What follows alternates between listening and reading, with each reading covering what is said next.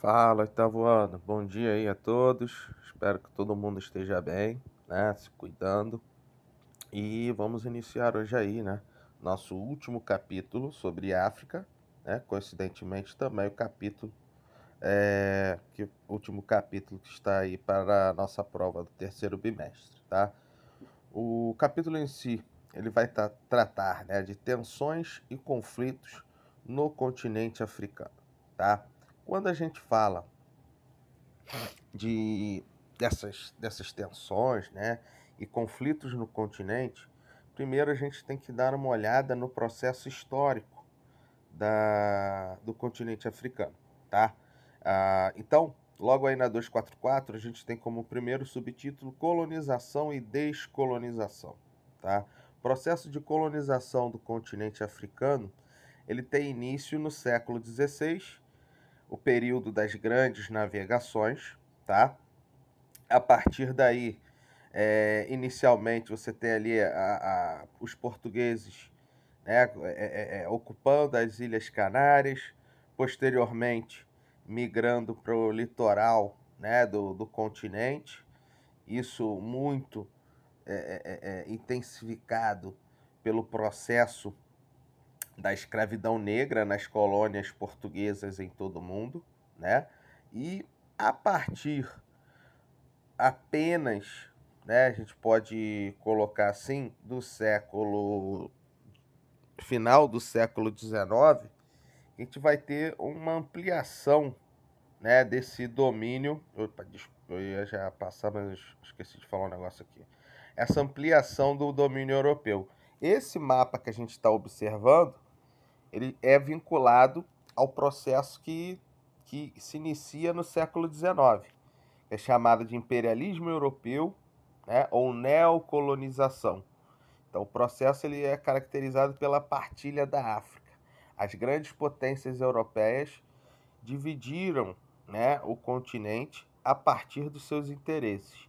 Então, a gente teve, só para ficar bem marcado, né, século XVI, os portugueses no litoral africano, ocupando, e o Império Turco-Otomano, né, os árabes, ocupando o norte da África. Tá? Já no século XIX, com a chegada da segunda revolução industrial, essa segunda revolução pedindo, né, uma demanda maior de combustível, matéria-prima, né, as potências europeias uh, visaram, né, como foco dessa busca por matéria-prima, o continente africano e também o asiático. Num primeiro momento, a gente está falando de África, claro, né? Reino Unido e França obtiveram, né, um maior número de territórios dentro do continente africano, mas no final do século XIX, com a ascensão de outras potências industriais europeias, foi realizada a Conferência de Berlim e nela essas grandes potências europeias decidem, né, pela partilha do continente, tá? Então essa imagem aqui que nós temos do continente africano é o resultado do processo, né, da partilha da África originado na Conferência de Berlim. As únicas exceções, né, ou os únicos territórios que não foram colonizados nesse período do século XIX foram a Etiópia e a Libéria, tá? Os demais territórios, todos eles têm a posse de algum país europeu. E a gente pode perceber, só aqui para gente, ó, na legenda do mapa, né, os diferentes países, né, que mantêm colônias nesse continente, tá? Esse processo, então, de colonização no continente africano, ele dura até a segunda metade do século XX. Ao final, pô, até a segunda metade do século XX, mas ao final da Segunda Guerra Mundial, com o desenrolar, né, da Guerra Fria, e claro, também a vontade desses povos, né, por se tornarem independentes, inicia-se um processo de descolonização. Esse processo de descolonização ele foi motivado, deixa eu até passar aqui, que a gente já está bem mais à frente. Ele foi motivado principalmente por uma reunião entre os países, né, considerados subdesenvolvidos, países mais pobres, que foi a Conferência de Bandung, está aqui, ó, em destaque para vocês. Ela ocorreu na Indonésia em 55, e ali, né, se coloca como pontapé inicial ou marco, né, para o processo de independência da África. Com exceção, então, da Etiópia e Libéria, que desde o processo neocolonial ou do imperialismo europeu já eram independentes, o Egito ele alcançou a sua independência pós Segunda Guerra Mundial, ali por volta de 1922. Os demais países africanos só foi ocorrer após, né, a década de 50. É claro que dentro desse processo alguns países europeus não aceitaram, né, essa descolonização, então isso acabou gerando conflitos. Esse descontentamento dos colonizadores motivou ainda mais um aumento da rivalidade entre as etnias, né, nos territórios ocupados por esses países. A gente tem o exemplo de Ruanda, né, que foi colonizado pelos belgas. Dentro de Ruanda a gente tem ali os Tutsis e os Hutus.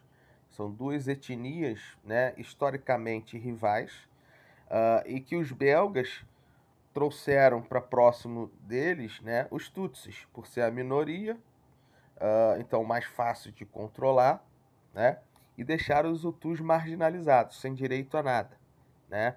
Enquanto os Tutsis eram tratados como cidadãos, como qualquer outro belga que estivesse ali em Ruanda, os Hutus não tinham direito a nada. E aí no processo de descolonização, os belgas, na maioria dos casos foi isso que aconteceu, os europeus largaram esses países, colocaram uma data para a saída, assim que saíram não ajudaram no processo, né, de formação de um novo governo. Quando participaram, eles manipularam esses governos locais, principalmente pela dependência econômica. Então, essa fragilidade no processo de descolonização e formação, né, desses países, nós tivemos uma série de interesses, né, uma série de conflitos envolvidos, que resultou, infelizmente, até os dias atuais, em conflitos internos ou guerras civis. Né? Consequentemente, motivando ainda mais o aumento da pobreza, a miséria, a fome, né, e mortalidade no continente africano. Tá? Durante esses conflitos, né, na segunda metade do século XX, principalmente, nós tivemos duas superpotências, né, estimulando as disputas internas, que foi os Estados Unidos e a União Soviética, preocupados com seus interesses, né, de expandir o socialismo e o capitalismo. Os dois países financiaram economicamente e enviando armamentos, né, para os países africanos para que obtivesse uma maior influência em números de países no mundo e, claro, também movimentando, né, a sua indústria armamentícia. Tá? Todo esse processo, né, de conflitos, então, a gente consegue perceber até aqui que foi gerado, né, pura e simplesmente por essa ganância europeia, né, de obter com facilidade a matéria-prima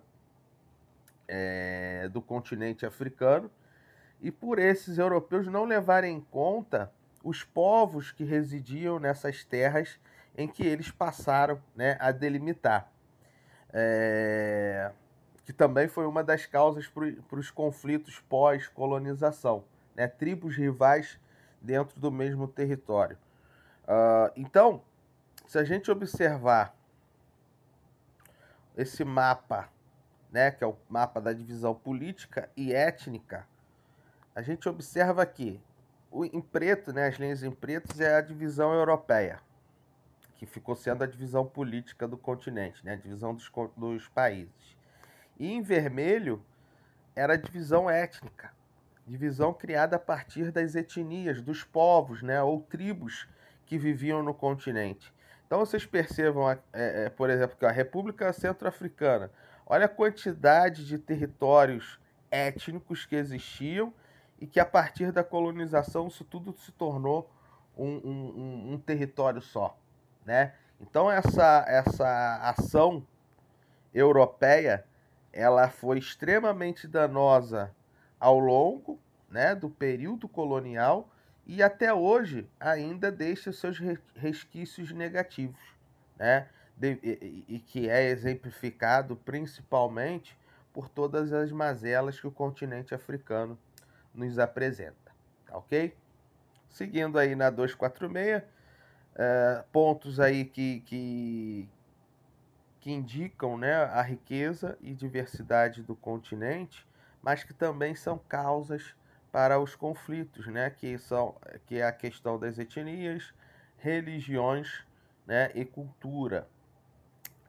Com relação a esses três aspectos, a África é um continente extremamente rico, né? Só em número de etnias, nós estamos falando de mais de 2.000. Então, é como, né, existissem ali mais de 2.000 povos distintos, com suas línguas, né, costumes e culturas, tá? Dentre os principais grupos étnicos do continente, a gente tem aqui destacado no terceiro parágrafo, árabes egípcios e os berberes no norte da África. Os berberes são os nômades, né, que vivem em áreas desérticas. Alçais, Yorubais, Igbos, Fulas e Jaus na África Ocidental, então seria, né, o oeste do continente. Oromos na África Oriental e também na Ocidental, tá? A África Oriental é o leste. Somalis, Amharas no chifre africano, uma área ali do leste. Deixa eu só mostrar aqui para vocês. Isso aqui é o chifre, tá vendo essa pontinha aqui, né? Vamos voltar. Shonas na África Central, então no centro do continente, e ao sul o povo Zulu, tá? Com relação à religião, também vai apresentar uma forte diversidade, né, pela influência colonial, né, e de ocupação de territórios. Mais de 85% da população é cristã ou islâmica, tá? As duas religiões têm um número de praticantes bem equilibrado. E o restante, né, os 15% restantes, praticam religiões tradicionais africanas ou outras trazidas, né, no processo colonial. O zoroastrismo, que vem dos árabes, druidismo e o Rastafari. Além disso, é muito característico também do continente africano o sincretismo religioso, que é a mistura, né, de duas ou mais religiões, tá? Nos países em que há a predominância de uma só religião, né? Então, nesses países que tem esse predomínio, né, de uma prática religiosa, o que a gente tem observado é uma perseguição, tá? E aí, infelizmente, acaba esse problema da perseguição acaba generalizando, né?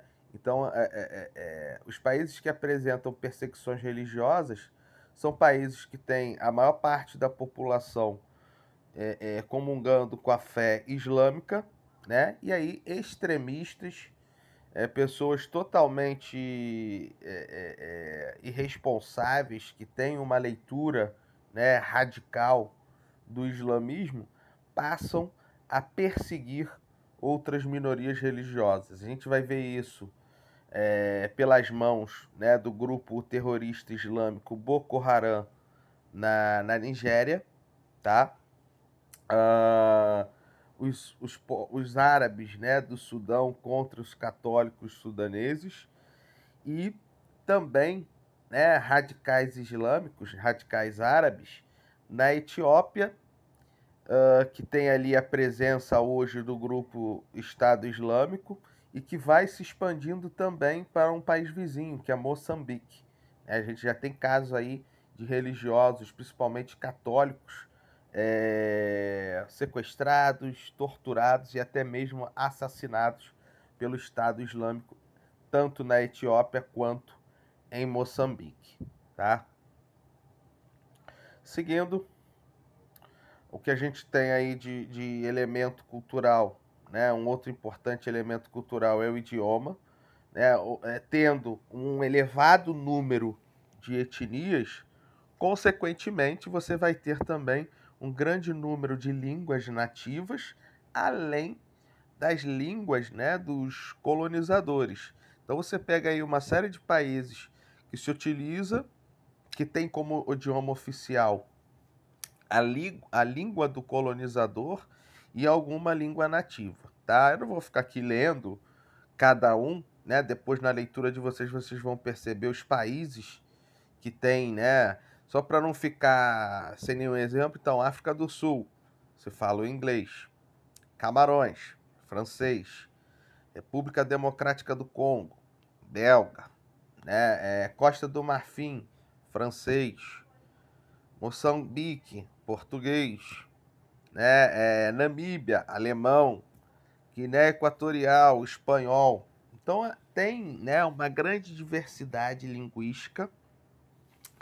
Essa utilização, né, da língua oficial dos colonizadores pelos africanos tem sido um dos fatores, né, que vem impulsionando a imigração, né, desses africanos para o continente europeu, né, porque aí você já tem o facilitador linguístico, né, acaba sendo um mecanismo, né, que te facilita ocupar, né, ou ficar nesses territórios estrangeiros, tá? Além dessas que eu destaquei, você tem o árabe também, com grande destaque, né, já que os 12 países do norte da África têm o árabe como língua oficial e algumas outras línguas, né, nativas, né, que são as línguas oficiais de alguns países, como é o caso da Etiópia e Eritreia, tá? Aí aqui no texto vale destacar, né, para a gente ter uma noção dessa diversidade linguística, a África do Sul, né, que tem 11 não, né? Tem 11 idiomas oficiais, entre eles ali, né, o inglês, o afrikaner, né, que é uma mistura da língua nativa com o holandês. Os holandeses também foram colonizadores antes dos britânicos. E algumas línguas locais, né, como o Zulu e Xhosa, né, que são mais faladas dentro das comunidades, né, dentro de casa ou dos bairros. Seguindo, 247, aí a gente começa a ver os conflitos, né, em si. Esses conflitos têm causas ambientais, territoriais, étnicas, né, de povos ou religiosas, tá? Primeiro conflito aí em destaque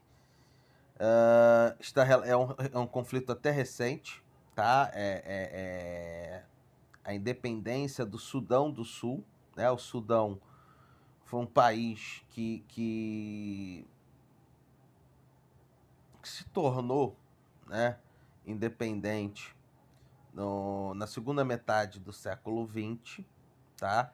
Mas que apresenta dentro do seu território duas etnias distintas e que se tornaram rivais, né? O norte, ocupado por uma maioria árabe e islâmica, e o sul, né, uma maioria negra e de religião cristã e tribal, tá? Ocorreram duas guerras civis, a mais recente, né, resultou em 2011 com a independência do Sudão do Sul, tá?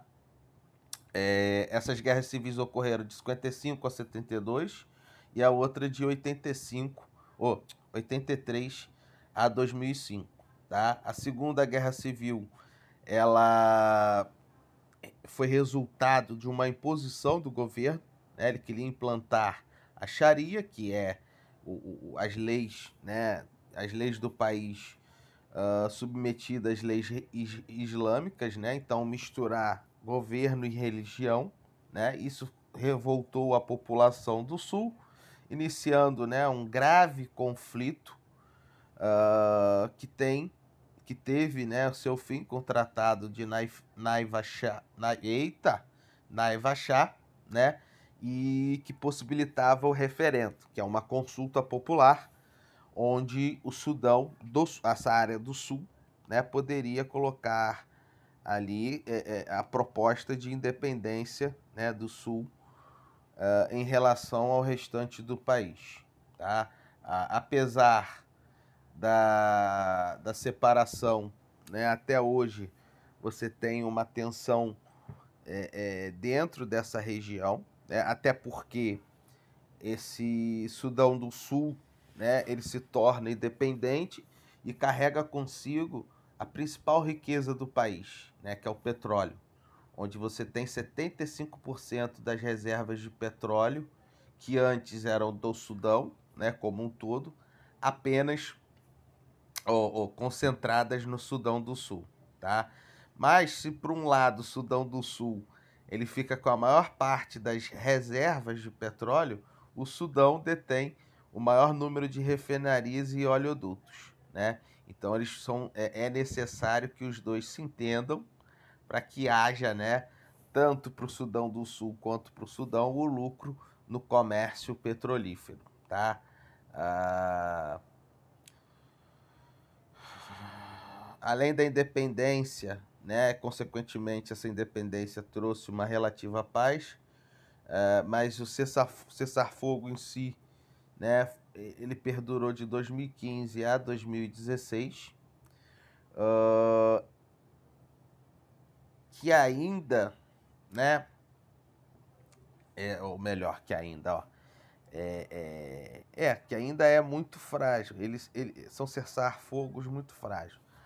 Se por um lado, né, essa população do Sudão do Sul se tornou independente em relação ao Sudão, hoje o conflito é interno no Sudão do Sul, né, onde tribos ou etnias disputam o controle pelo país, né? Então, mesmo com a independência, a instabilidade no país ainda é constante, porque existe ainda a rivalidade entre o Sudão do Sul com o Sudão e a rivalidade interna, né, das etnias que compõem o Sudão do Sul, tá? Depois temos a região de Darfur, que também fica no Sudão, tá? É uma região a oeste. Você tem ali grupos, né, de não árabes, né, e não muçulmanos atacando os sudaneses, né, de origem árabe e islâmicos, tá?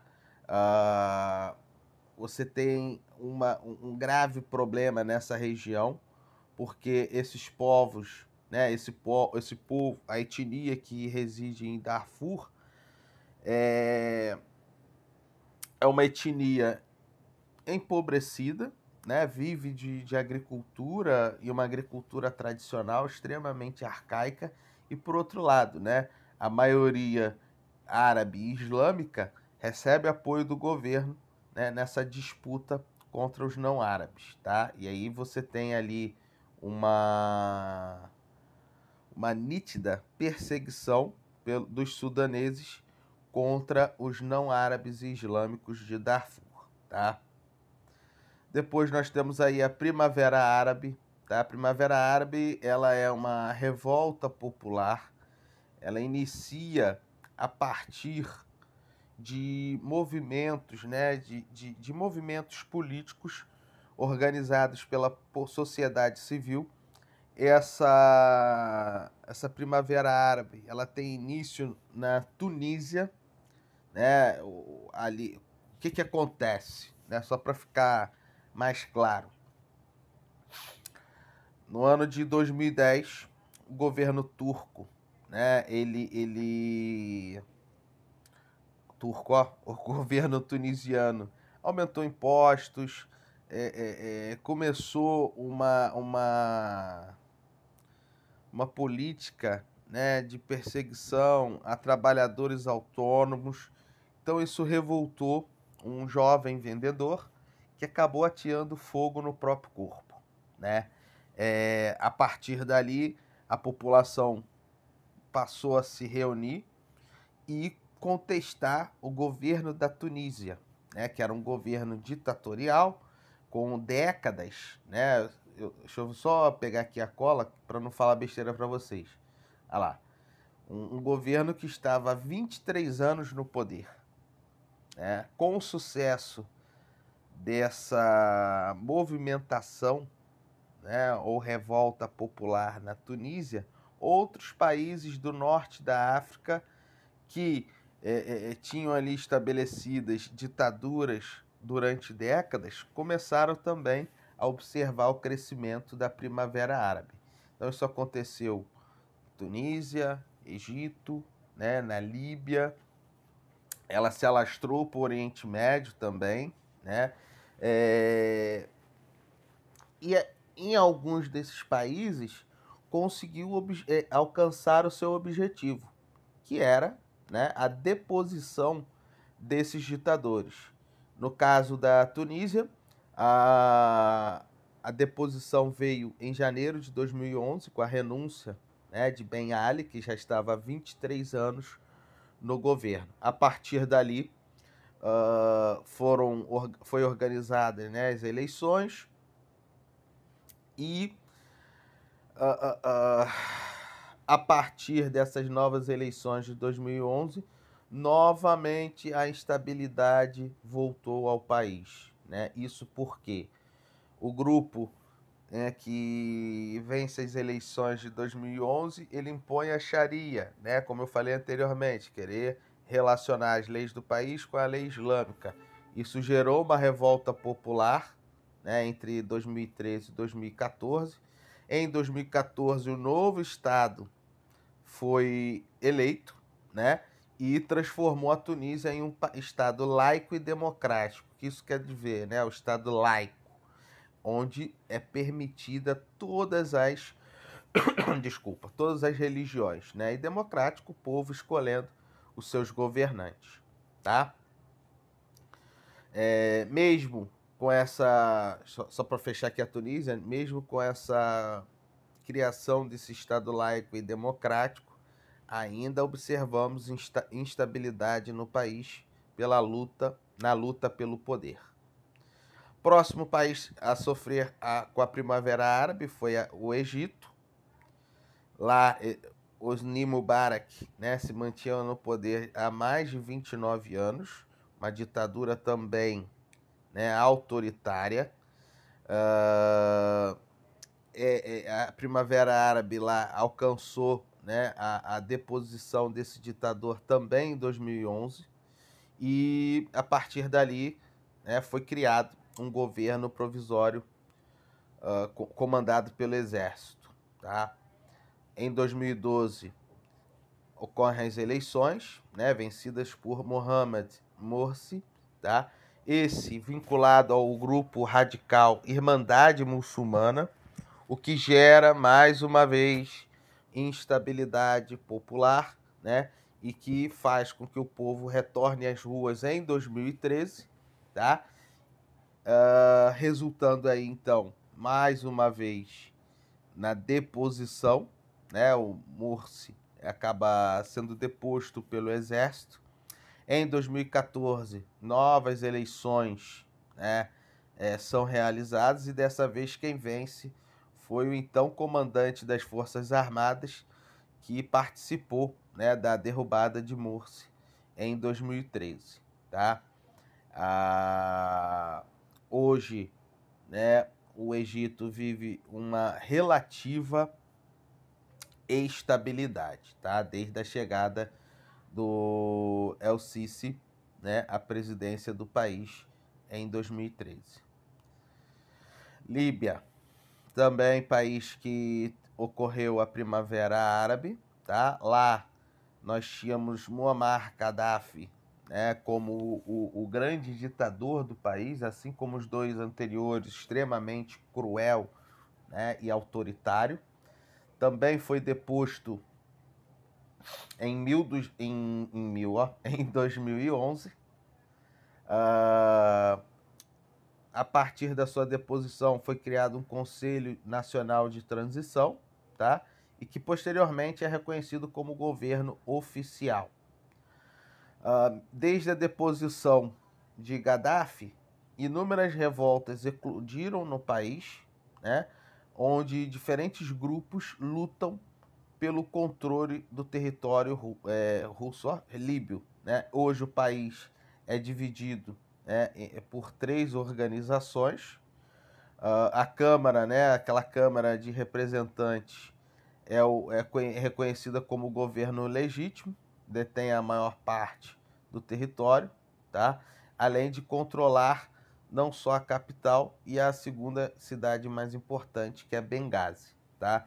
Então, desde a deposição de Gaddafi, o país vive essa forte instabilidade, porque diferentes grupos lutam, né, pelo controle do poder da Líbia. E essa luta, né, pelo controle é extremamente violenta, porque temos ali um fator, né, que incendeia isso, que é o petróleo.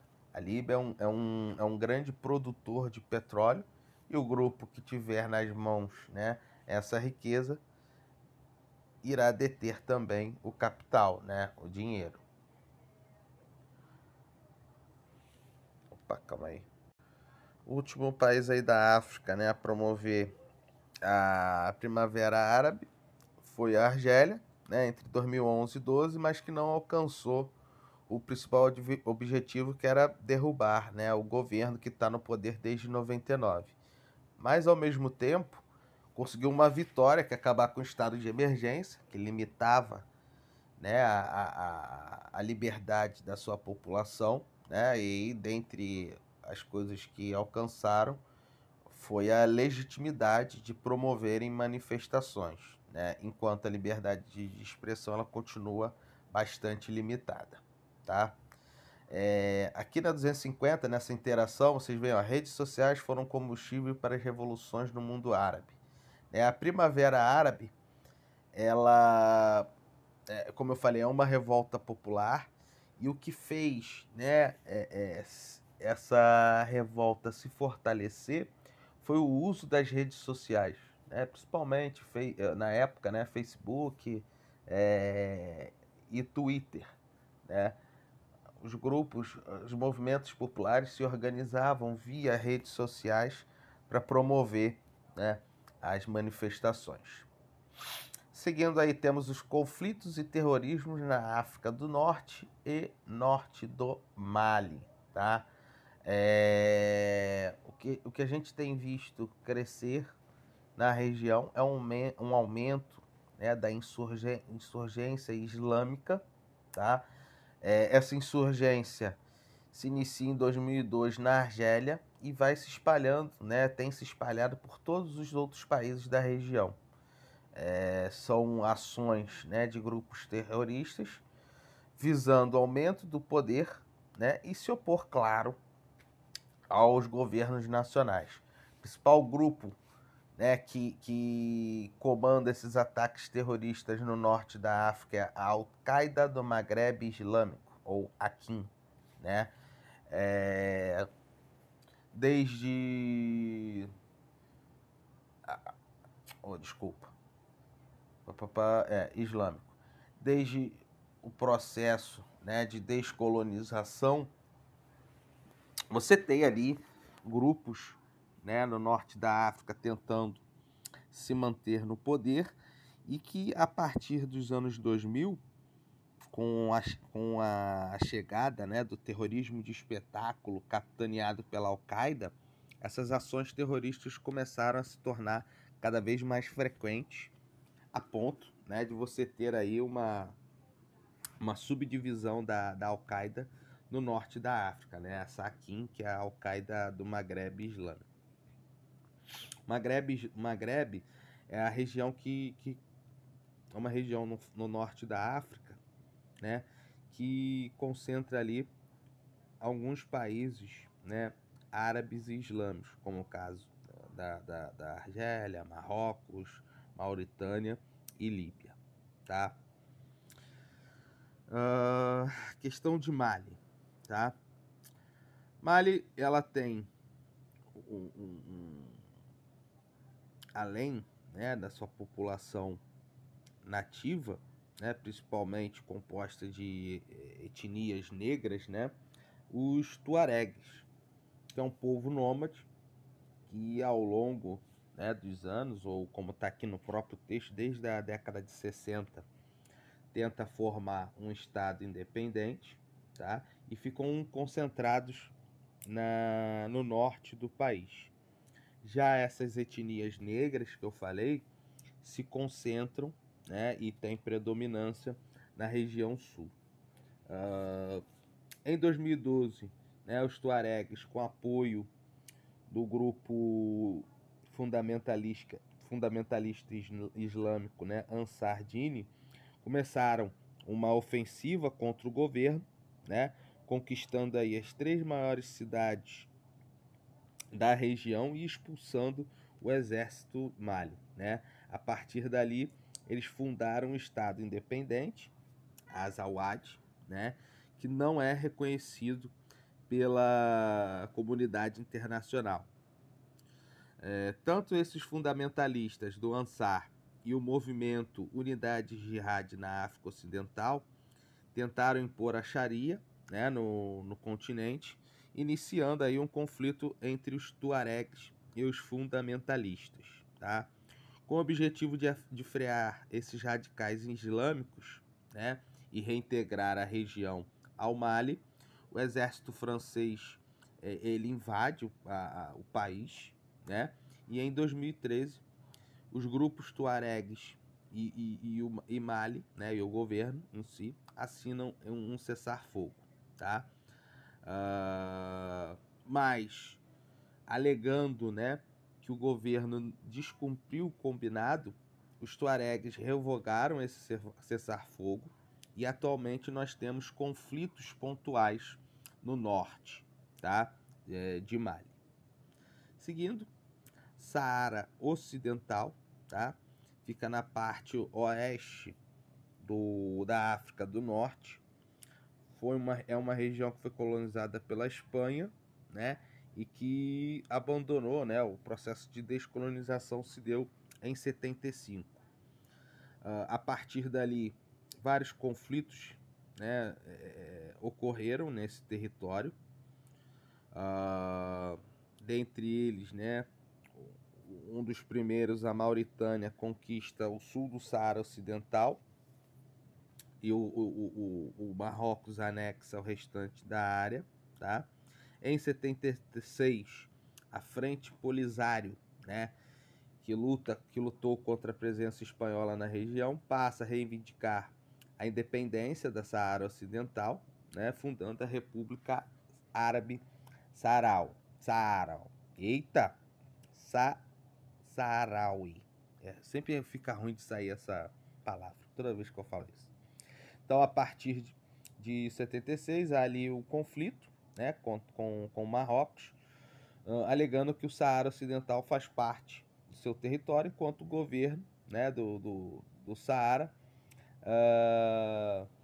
reivindica para si, né, o território e busca o reconhecimento da comunidade internacional. Só em 91 ocorreu um cessar-fogo entre os dois lados, né? E desde então, né, vem se buscando um plebiscito, tá?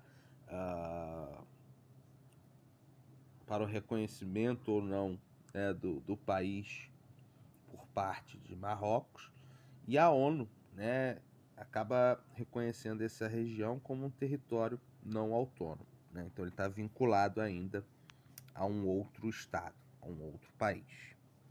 Seguindo, temos aí o Boko Haram, tá?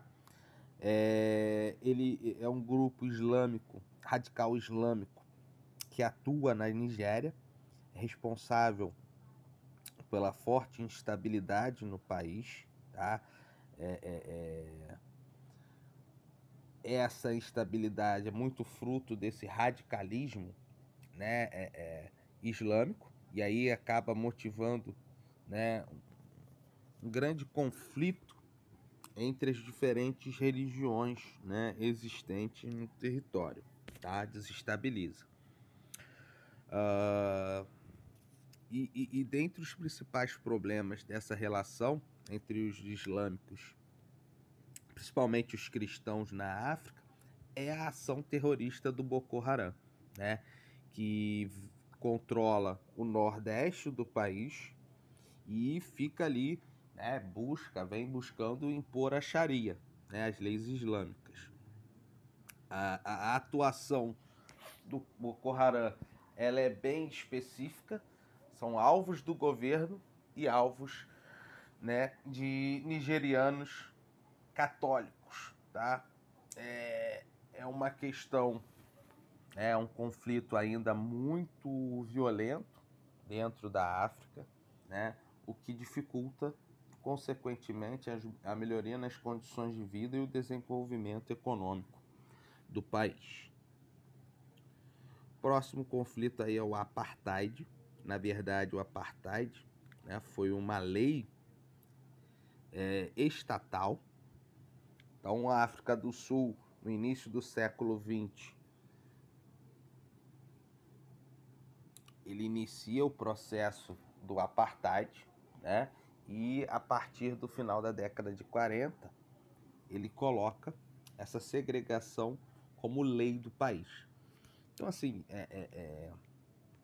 em resumo, né, essa lei extremamente racista e preconceituosa, ela, de forma simples, visava a separação, né, a segregação entre brancos e negros. Branco a minoria, né, mas que comandava o governo, né, o país, e os negros, a maioria, sendo limitados de seus direitos de cidadão, tá? A luta, ela vai então de 48 até 94, né? Um dos grandes nomes ou líderes, né, contra o apartheid foi Nelson Mandela, né, que passou mais de 3 décadas preso por lutar contra essa política governamental, né? E quando foi solto, conseguiu se eleger, né, presidente da África do Sul. Desde o fim do apartheid, todos os presidentes seguintes foram negros, né? Mas que, e mesmo tendo presidentes negros, né, a questão racial, né, as condições de vida da população de maioria negra não conseguiu ainda obter, né, uma relativa mudança, tá? Em relação assim ao apartheid, né, claro, eu falei dessa divisão, né, entre brancos e negros. É claro, escolas, todos os serviços vinculados à população negra apresentavam uma série de aspectos negativos, né? Resumindo, de baixa qualidade, né? E uma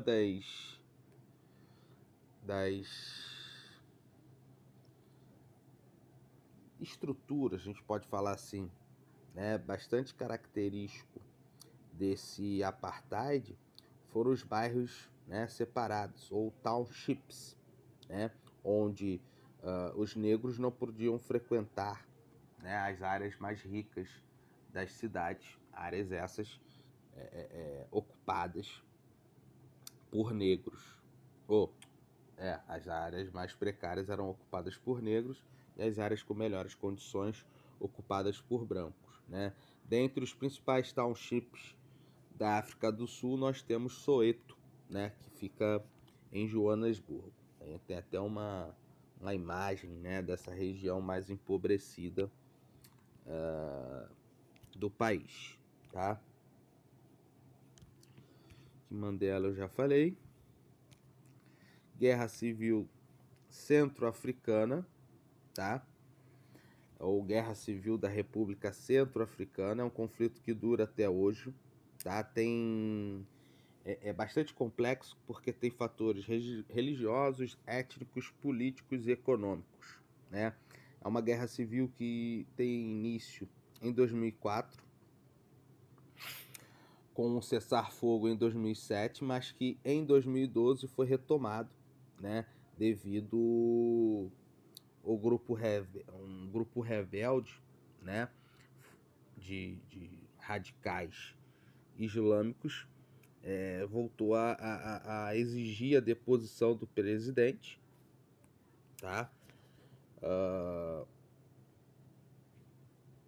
Calma aí, eu acabei me enrolando com a República Centro-Africana, que eu tô querendo... Vamos lá. Então, assim, é uma república, né? É um país que se divide entre islâmicos e católicos, tá?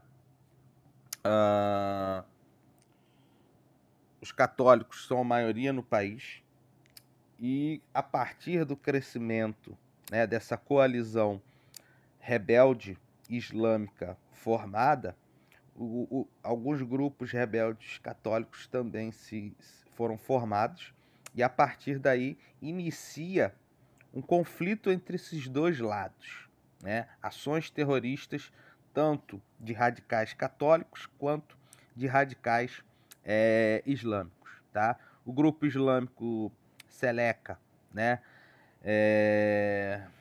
rompe o cessar-fogo em 2012, acaba, né, conquistando aí algumas cidades, conseguindo chegar até a capital, tá? E isso faz com que um dos líderes dessa milícia muçulmana se declare presidente, tá? A partir daí, há o envio pela ONU de uma força de paz, hoje comandada pelos franceses, tá? Mas que não tem conseguido atenuar o conflito. Por quê? Desde esse crescimento do grupo islâmico e a autodeclaração por eles do comando do país, os grupos radicais, né, não islâmicos têm intensificado os seus ataques terroristas, né, tão violentos quanto os ataques terroristas dos grupos radicais, ok? Depois, conflito na República Democrática do Congo, tá?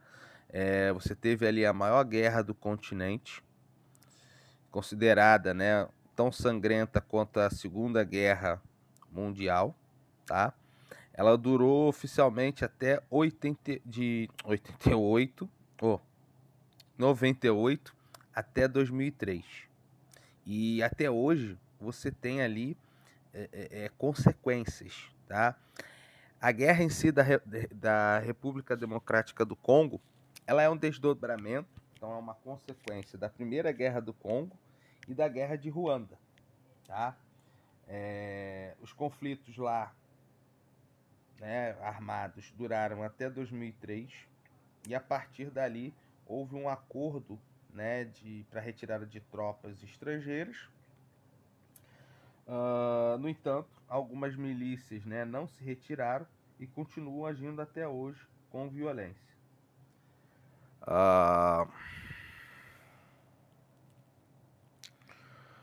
Em 2011, em 2001, o então líder, né, do país, Kabila, ele é assassinado, o seu filho assume o poder, né, ficou até 2019, um ato que acabou também desagradando as milícias muçulmanas, tá?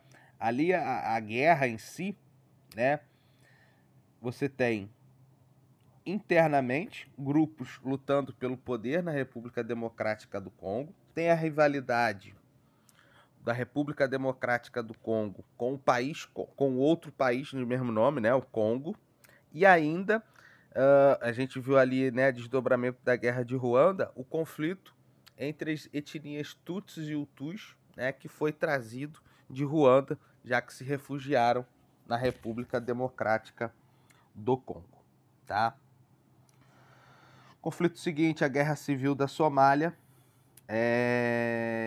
A Somália, desde 91, ela sofre, né, com essa guerra.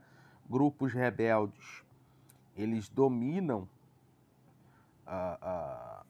diferentes regiões do país, não há um governo oficial estabelecido, né?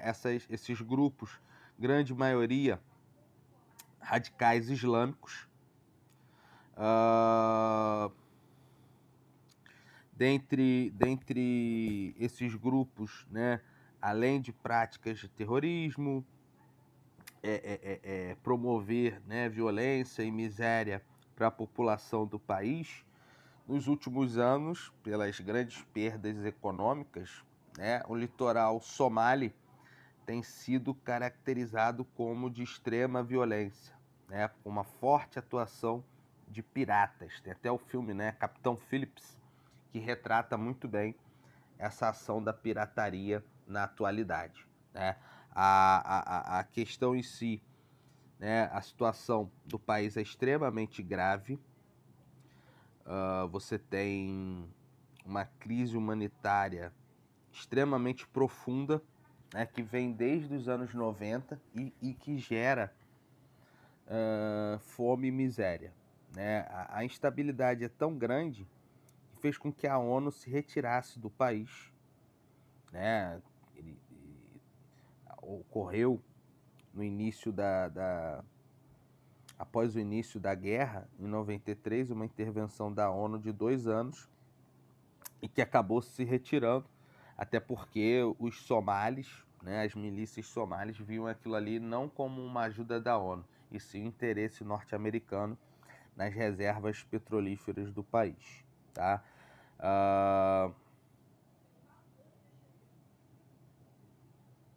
Em 2006, a União dos Tribunais Islâmicos toma o poder, né, na capital, e que no mesmo ano acaba sendo derrubado por o governo federal, né, que tem apoio de grupos etíopes.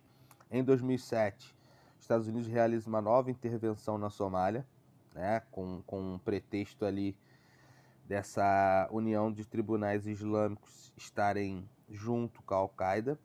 Em 2008, forças etíopes se retiram da Somália, tá? E desculpa. Caraca, deu uma... O governo federal de transição passa a perder territórios, né, para a união dos tribunais islâmicos, né?